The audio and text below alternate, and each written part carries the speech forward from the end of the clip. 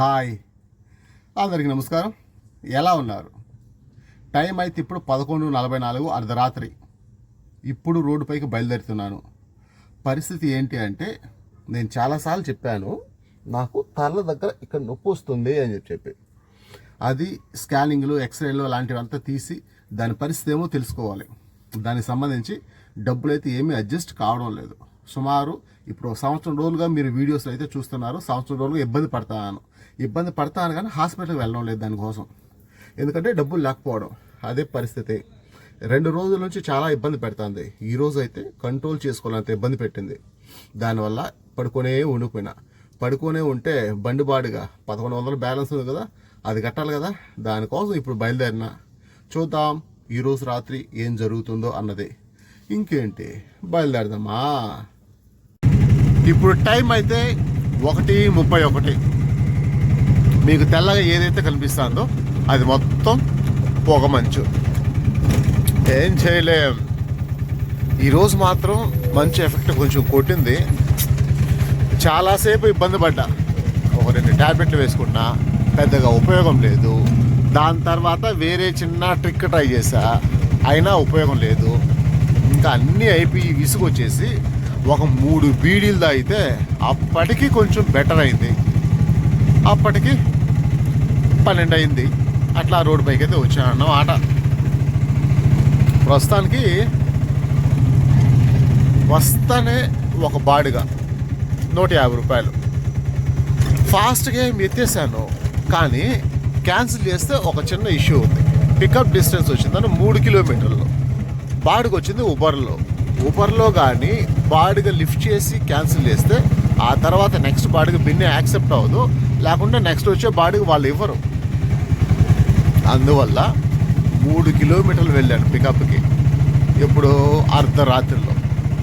దురదృష్టం ఏంటంటే అది రేణిగుంట రైల్వే స్టేషన్కి 6 కిలోమీటర్లు డ్రాప్, 150 రూపాయలు. ఇప్పుడు రేణిగుంట రైల్వే స్టేషన్ నుంచి బస్ స్టాండ్కి రావాలంటే తిరుపతి బస్ స్టాండ్కు 10 కిలోమీటర్లు రావాలి. అంటే నేను వెళ్ళిన 3 కిలోమీటర్లు, నేను వచ్చిన 10 కిలోమీటర్లు, మొత్తం 13 కిలోమీటర్లు మొత్తం వేస్ట్. తర్వాత నేను ముందు ఒక 6 కిలోమీటర్లు వేసుకో, మొత్తం 20 కిలోమీటర్లు. 20 కిలోమీటర్లు గాను 150 వచ్చింది. అంటే సగం డబ్బులు పోతే సగం మాత్రమే వస్తాయి. ఆన్లైన్లో ఆటో తోలే వాళ్ళు ఏదో 1000 సంపాదించేస్తారు, లక్షలు సంపాదించేస్తారు అని చెప్పి అనుకునేదన్న.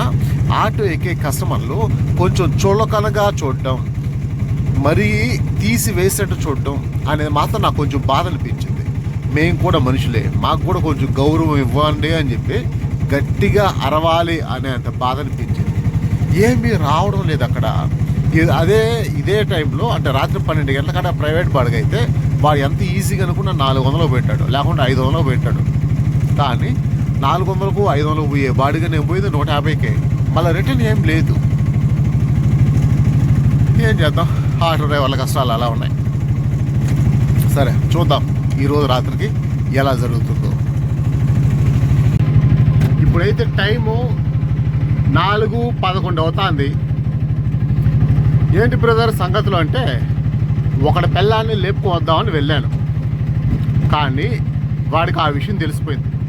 నేను ఒక సందులో దాంకోన్నానమాట. వాడికి కోపం వచ్చేసింది. రేయ్ ఎవరురా నువ్వు, ఇక్కడేం చేస్తాను అని చెప్పి దగ్గరకు వచ్చి సీరియస్గా వార్నింగ్ ఇచ్చాడు.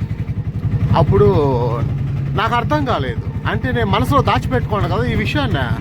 వాడు దేని గురించి మాట్లాడతాడో మనం ఈజీగా దొరికిపోతామేమో అని చెప్పి నాకు అర్థం కాకుండా, నువ్వేం మాట్లాడతానో నాకు అర్థం కాలేదు అన్నా. అదే ఇక్కడేం చేస్తానావో అన్నాడు. ఏం చేస్తానో కూర్చొని రీల్స్ చూసుకుంటాను అని చెప్పా. ఇక్కడంతా సరే, అది కాదు ఇక్కడ నువ్వు ఎందుకు ఏం చేస్తానావో అన్నాడు. ఏం చేస్తావు 3:30 కాడ ఓపిక్గా ఏదైనా బాడుగు వస్తే తీసుకొని పోదామని వెయిట్ చేస్తాను అని చెప్పిన. అంటే నేను ఆల్రెడీ ఉండేది ఒక సందులో ఉంటే అక్కడికి వచ్చి బెదిరించాడు అనమాట. సరే ఓకే, నాకు అనిపించింది అరే ఏదో ఫోన్ వస్తుంది, మళ్ళీ మాట్లాడదాం. అప్పుడు నాకు అనిపించింది, అరే వీడేం రండి, వీడి పిల్లాన్ని లేపుకొని పోవాలని నేను వచ్చానేమో అనుకుంటాను. వీడు మనం వచ్చింది ఏదైనా బాడీ పడితే బాడీ వేసుకొని పోదాం కదా అని అనిపించింది. కానీ వాడికైతే నేను చెప్పలేదు, ఎందుకంటే వాడికి తెలిసిపోతుంది అని చెప్పింది. అలా జరిగింది. నిజంగా ఆటో డ్రైవర్స్ ఎంత దారుణంగా ఉండాలంటే, నేనుండే ప్లేస్కి వాడి ఆటో స్టాండ్ ఉండే ప్లేస్కి ఆల్మోస్ట్ ఒక 200 మీటర్లు ఉంటుంది. 200 మీటర్లు వచ్చి బెదిరించాడు. వాడితో పాటు ఒక 7-8 మంది. ఈ కుక్కలకు అర్థం కాని విషయం ఏంటంటే, ర్యాపిడోలో 2 కిలోమీటర్లో ఉంటే కూడా బాడిగ వస్తుంది, ఓలాలో 3-4 కిలోమీటర్లో ఉంటే కూడా బాడిగ వస్తుంది, ఊబర్లో 8 కిలోమీటర్లకు అప్పకుండా కూడా బాడిగ వస్తుంది. ఆ విషయాలు ఆ కుక్కకు అర్థం కాలేదు. మళ్ళీ ఏమైంది, నాకేదో బాడిగ పడింది, నేనైతే వచ్చేసాను. అంటే ఈ స్టాండ్ వాళ్ళతో ఎందుకురా బాబు గొడవ అని చెప్పి నేను ఏడో సందులో పెట్టుకుని రీల్స్ చూసుకుంటా అంటే ఆడికి వచ్చారు గొడవ కోసం. నాకైతే సిగ్గనిపించింది, ఏంటి మరీ ఇంత దిగజారిన బతుకా అని చెప్పి. అబ్బా, ఈరోజు అయితే పర్లేదు, బాగానే జరిగింది. ఈరోజు ఆలోచించేటప్పుడు నాకు ఒక విషయం గుర్తొచ్చింది. ఏంటి అంటే, మీరు కూడా తెలుసుకోండి, ఎవరికి ఎవరు దిక్కు, ఎవరికి ఎవరు దిక్కు లేదు. ఇప్పుడు పెళ్ళిళ్ళు చేసుకున్నారు, వాళ్ళ పిల్లకాయలు పుట్టలేదు, వాళ్ళ భవిష్యత్ పరిస్థితి ఏంటి తెలియదు కదా. అటు తర్వాత పిల్లకాయలు కనుక్కున్నారు, వాళ్ళు పుట్టిన వెంటనే చచ్చిపోయారు, పరిస్థితి ఏంటి? ఇంకొంతకాలం గడిచింది, సరే పిల్లకాయలు పెద్దోళ్ళు అయినారు, చేతికి వచ్చారు, పెళ్ళిళ్ళు చేసుకున్నారు, అంత బాగుంది. అప్పుడు పిల్లకాయలు వాడి ఫ్యామిలీ మొత్తం ఒకేసారి చచ్చిపోయారు యాక్సిడెంట్లో, పిల్లంతా సహా పోయింది. అప్పుడు పరిస్థితి ఏంటి? నేను ఏం మాట్లాడుతున్నాను, ఒక రియాలిటీని మాట్లాడుతున్నాను. ఎవడికి ఎవడు దిక్కు కాదు, ఎవడికి ఎవడు దేవుడు కాదు అనేటువంటి రియాలిటీ మాట్లాడుతున్నా. దయచేసి జాగ్రత్తగా అర్థం చేసుకోండి. ఒక రియాలిటీ మాట్లాడుతున్నాను. ఇప్పుడు ఈ రియాలిటీ ప్రకారం నేను ఏం చెప్తాను, చాలా ఫ్యామిలీస్లో నేను చూసేటువంటి ఒక సమస్య ఏంటంటే, మా పిల్లకాయలు మా మాట వినరు, మమ్మల్ని వీధి పాలు చేశారు, మమ్మల్ని అప్పులు పాలు చేశారు, మాకు మనశ్శాంతి లేకుండా చేశారు. ఈ పుట్టిన నా కొడుకు వాడు పుట్టినప్పుడు చచ్చిపెట్టి బాగుండేది, నాకు ఈ మనసు కష్టం లేదు అనేటువంటి చాలా విషయాలు చూశాను నేను, చాలా ఫ్యామిలీస్లో చూశాను. ఇప్పుడు ఈ డిస్కషన్ ఎందుకంటే కొన్ని అనుభవాలు బట్టి చెప్తున్నాను నేను. తల్లిదండ్రులుగా మీ పిల్లల్ని ప్రేమించండి, వాళ్ళకి కావాల్సినవన్నీ ఇవ్వండి, విద్యాబుద్ధులు నేర్పించండి. ఫస్ట్ వాళ్ళందరికీ సంస్కారాన్ని నేర్పించండి. మగపిల్లలైతే ఎలా బతకాలి, వారి బాధ్యతలు ఏంటి, ఆడపిల్లలైతే వాళ్ళు ఎలా బతకాలి, వాళ్ళ బాధ్యతలు ఏంటి, రెండు సపరేట్గా ఉంటాయి. అన్నీ నేర్పించండి. వాళ్ళను మీరు ఎంత ప్రేమించగలరో ఆ ప్రేమను చూపించండి. మీ ప్రేమ ఏంటో వాళ్ళు రుచి చూసినప్పుడు ఆ ప్రేమలో తడిసి ముద్దైపోవాలి, అంతగా ప్రేమించండి.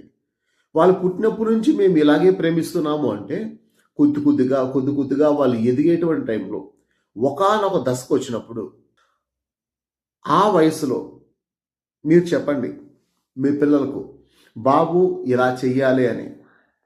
వినలేదా? మళ్ళీ మళ్ళీ మళ్ళీ మళ్ళీ చెప్పండి. వినలేదా? ఇంట్లోంచి తరిమేయండి. నీ కొడుకునైనా సరే, నీ కూతురునైనా సరే తరిమేసేటప్పుడు క్లారిటీగా చెప్పండి, ఇన్ని సంవత్సరాలుగా మేము ఎన్ని బాధలు పడ్డామో, నిన్ను పెంచేదానికి మేము ఎంత ఇబ్బంది పడ్డామో మాకు తెలుసు. కానీ ఇంత బాధపడేటువంటి తల్లిదండ్రులకి మనసుకు క్షోభ తెచ్చేటువంటి నువ్వు ఇంట్లో అవసరం లేదు, వెళ్ళిపోవు, నీ బతుకు నువ్వు బతుకు అని చెప్పి నిర్దాక్షిణంగా తరిమేయండి.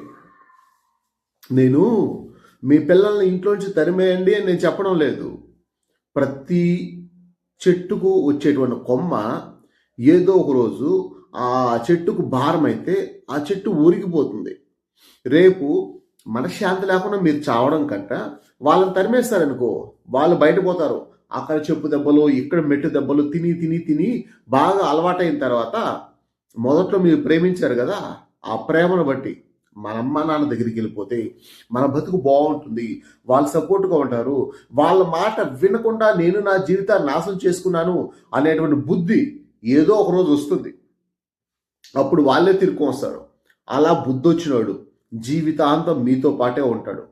అలా కాకుండా నా కొడుకు పైన ప్రేమ, నా కూతురు పైన ప్రేమ, వాళ్ళకి ఎంత డబ్బు పెట్టేస్తాను, వీళ్ళకి ఎంత డబ్బు పెట్టేస్తాను, చేసేసాను, అప్పులు పాలైపోయాను, వాళ్ళేమో నా మాట వినడం లేదని చెప్పి ప్రతి ఇంటి యజమాని అయినటువంటి ఒక మగాడు, ఆ ఇంటికి హోమ్ మినిస్టర్ అయినటువంటి ఒక ఆడది ప్రతిరోజు బాధపడేటువంటి కుటుంబాలు నేను చాలా చూశాను.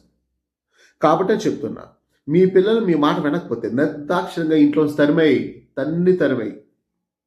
మీకు అనిపిస్తుంది నీకేం పెళ్ళాం పిల్లకలేదు, వేసిన కొడుకు నువ్వు, కాబట్టి నువ్వు ఎన్నైనా మాట్లాడతావు, మేము 10 నెలలు మోసి కన్నాము మా రక్తం అని అనుకుంటే ఆ రక్తమే మెట్టుతో కొట్టేసే ప్రేమించిన దానికోసం లేచిపోయేది.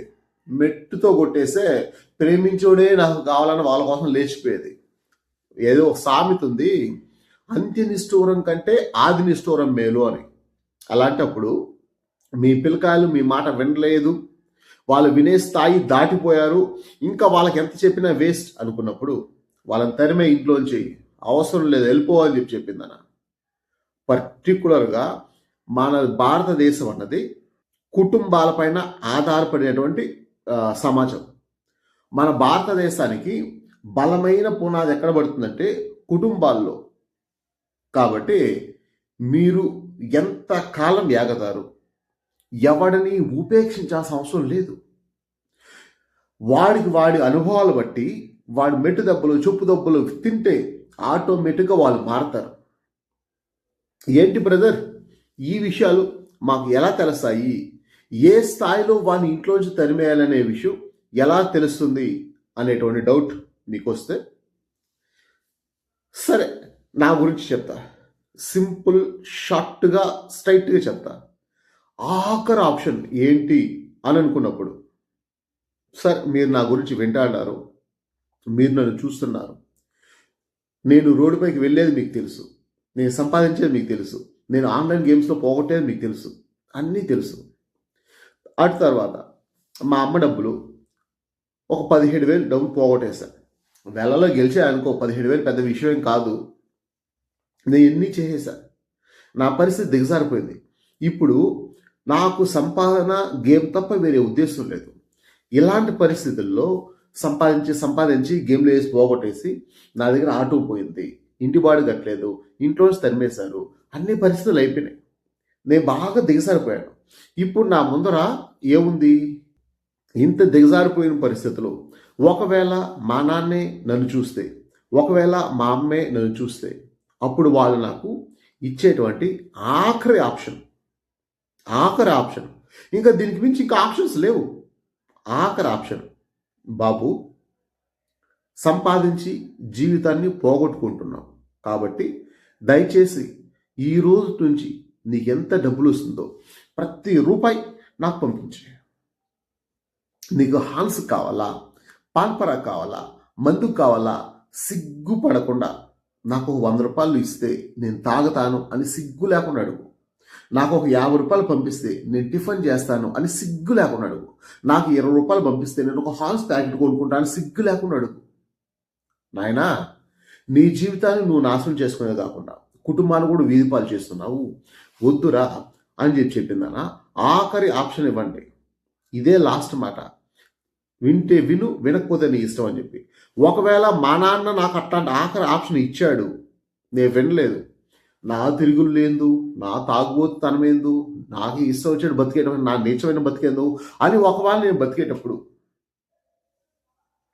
వాడు నాశనం చేసుకుంటాడు, మమ్మల్ని నాశనం చేస్తున్నాడు అనేటువంటి ఆఖరి పరిస్థితిలో కూడా మేము నిన్ను సరిదిద్దుతామో, నువ్వు నా మాట విను అని చెప్పిన తర్వాత కూడా వినలేదంటే, అలాంటి వాడు, అలాంటి కొడుకు కానీ కూతురు కానీ మీకు వద్దు. తరిమే నిర్దాక్షిణ్యంగా తరిమే. వాళ్ళ వల్ల వాళ్ళని పెట్టుకొని బాధపడడం కన్నా, నాకు కొడుకు పుట్టాడు, పుట్టినప్పుడే చచ్చిపోయాడు అనేటువంటి నిర్ధారణ కొంచెం బతికేయండి. నాకు కూతురు పుట్టింది, పుట్టినప్పుడే చచ్చిపోయింది అనేటువంటి నిర్ధారణకు వచ్చి బతకండి. బాగుని నేనే కూడా అనుకో ఇంత దిగజారిన స్థాయికి వచ్చేసిన తర్వాత పోతాను. వాడు వీడు రకరకాల పరిస్థితులు, ఒకవేళ దొంగతనం చేశానా, లేకుంటే డబ్బు కోసం, నా దిగజారేతనం కోసం, నా తాగుడు కోసం, లేకుంటే నా ఆన్లైన్ గేమ్స్ అనేటువంటి జోదం కోసం, నా పేకాట కోసం, ఆడవాళ్ళ పిచ్చి కోసం నేను ఎంత దూరమైనా దిగజారిపోయానా, పోతాను. ఎప్పుడో కూడా మెట్టుతో ఒకటి ఎవడకుండా రోడ్డు పైన తరిమేస్తాడు. రోడ్డు పైన అడుగు తినే స్థితిలో ఉన్నా అనుకో. ఇప్పుడు మా అమ్మ నాన్న నాకు నమ్మకాన్ని, ప్రేమను ఇచ్చారు కదా. ఒకవేళ నేను మనిషి అయితే అవన్నీ గుర్తుంటే, అరే మనమ్మ నాన్న దగ్గరికి మనం వెళ్ళిపోతే మన పరిస్థితి బాగుంటుంది. అక్కడికి పోతే వాళ్ళ మాట వినకుండా మనం మన జీవితాన్ని నాశనం చేసుకున్నాం కదా. ఇప్పుడు అక్కడికి పోయి వాళ్ళ మాట విని బతకదాము అనేటువంటి బుద్ధి నాకు వస్తే, అప్పుడు అంటే మీ పిల్లలకు కూడా అట్లాంటి బుద్ధి వస్తే వాడిని ఇంట్లోకి తీసుకో, లేకుండా తరిమేయి. వద్దు, అనవసరమైన లగేజ్ వద్దు, అనవసరమైన బాధ వద్దు. నేను చాలా ఫ్యామిలీస్ చూసా. కొంతమంది తండ్రులకు 2 జతలు 3 జతల బట్టలు, చినిగిపోయిన చెప్పులు. కొంతమంది తల్లులకు రోజుకు ఒక్క పూటైనా తింటుందో లేదో తెలీదు. అలాంటి ఫ్యామిలీస్ చూసా. వాళ్ళందరూ మా పిల్లకాయలు అని చెప్పి వాళ్ళ జీవితాలను నాశనం చేసుకుంటున్నారు. కనీసం ఎవరన్నా ఒక తల్లిని దగ్గరికి అమ్మా నీకు బీచ్ ఎలా ఉంటుందా అని అడిగితే సినిమాలో చూసానంటుందేమో. ఎవరైనా ఒక తండ్రి దగ్గరికి పోయి బాబు ఎప్పుడైనా నువ్వు ఆ గుడికి పోయినావని అడిగితే సినిమాలో చూసా అని చెప్పి చెప్తాడేమో. లేకపోతే బీచ్కి వెళ్ళావా, ఏదో ఒక రోజు లీవ్ పెట్టుకుందానా, ఈరోజు నాకు నచ్చిన సినిమాకి పోవాలని నువ్వు వెళ్ళావా, ఈరోజు మాకు నచ్చిన ఫుడ్ తినాలని మీరు వెళ్ళారా, మీకు నచ్చిన ఫుడ్ మీరు తిన్నారా, మీకు నచ్చిన బట్టలు మీరు వేసుకున్నారా అని ఒక ఇంటి యజమాని, ఆ యజమానురాలను అడిగితే వాళ్ళు చెప్పే సమాధానం అదేముందండి, మా పిల్లకాయలు బాగుంటే చాలు అని చెప్పి పిల్లల కోసం సమస్తాన్ని త్యాగం చేసేటువంటి తల్లిదండ్రులారా, ఆఖరి ఆప్షన్గా వింటావా చస్తావా అని మీరు మీ పిల్లల్ని అడిగినప్పుడు వాళ్ళు వినకపోతే వదిలేయండి. ఇంకైనా సరే మీరు మీ జీవితాన్ని ఎంజాయ్ చేయండి. మీకు నచ్చిన ఫుడ్ తినండి, మీకు నచ్చిన బట్ట కట్టుకోండి, మీరు బాగుండండి. మీరు బాగుంటే అదే చాలు. అంతేగాని అనవసరమైనటువంటి లగేజ్ అనేటువంటి మీ పిల్లల్ని మోస్తూ మీరు బతకాల్సిన అవసరం లేదు. వద్దు. నేను మా నాన్న కూడా చెప్పా, నాన్న నేను నీ మాట వినడం లేదు, నీకు వ్యతిరేకంగా ఉన్నాను అని నీకు అనిపిస్తే తరిమి పారే అవసరం లేదు, నా సావు నేను చస్తా. నీ మాట విన్న వాళ్ళు నీ కుటుంబంలో అవసరం లేదు. రాత్రంతా పగులంతా కష్టపడి కడుపు మార్చుకొని తీసుకొచ్చి పిల్లానికి ఫుడ్ పెట్టినప్పుడు వాళ్ళ మాట వినలేదంటే తరిమేయకుండా ఎందుకు నువ్వు అనవసరంగా నెత్తిపైన పెట్టుకుంటున్నావు ఇంకా అని చెప్పి అడిగాను నేను. కాబట్టే మీకు కూడా చెప్పేది, మీరు ఆఖరి ఆప్షన్గా మా మాట వింటావా చస్తావా అని అడిగినప్పుడు, ఆ పని మీ పిల్లలు చేయనప్పుడు తన్ని తరిమేయండి. వచ్చే నష్టమేం లేదు. ఇంకైనా సరే కుటుంబ యజమాని అనేటువంటి మీరు మనశ్శాంతిగా ఉండండి. ఓ మంచి బట్టలు వేసుకోండి, మంచి చెప్పులు కొనుక్కోండి, మంచి ఫుడ్ తినండి, ఓ మంచి సినిమాకి వెళ్ళండి, ఒక మంచి బీచ్కి వెళ్ళండి, పార్క్కి వెళ్ళండి, గుడికి వెళ్ళండి. జీవితాన్ని ఇంకైనా సరే ఎంజాయ్ చేయండి. రేపు పరిస్థితి ఎలా ఉంటుందో భగవంతుడికి తెలుసు. నెక్స్ట్ మినిట్ మనం బతుకుంటామో లేదో చస్తామో లేదో కూడా తెలియదు. ఇది రియాలిటీ. ఇదే జీవితంలో ఉండేటువంటి అంతరార్థం పరమార్థం అని నాకు అనిపిస్తుంది. మీకేమనిపిస్తుంది అనే విషయాన్ని కింద కామెంట్ చేయడం మర్చిపోకండి. గుర్తుపెట్టుకో, పరం అనే నేను ఏది చెప్పినా ఫైనల్ వర్డ్, మళ్ళీ దీంట్లో డిస్కషన్స్ మార్చుకుంటాను అట్లాంటి ఆప్షన్స్ ఏం లేవు. నేను ఏం చెబితే అదే ఫైనల్ అనేలా ఉంటుంది. అది సంగతి. ఎనీవే, ఇప్పటి వరకు వీడియో చూసినందుకు thank you very much. Bye.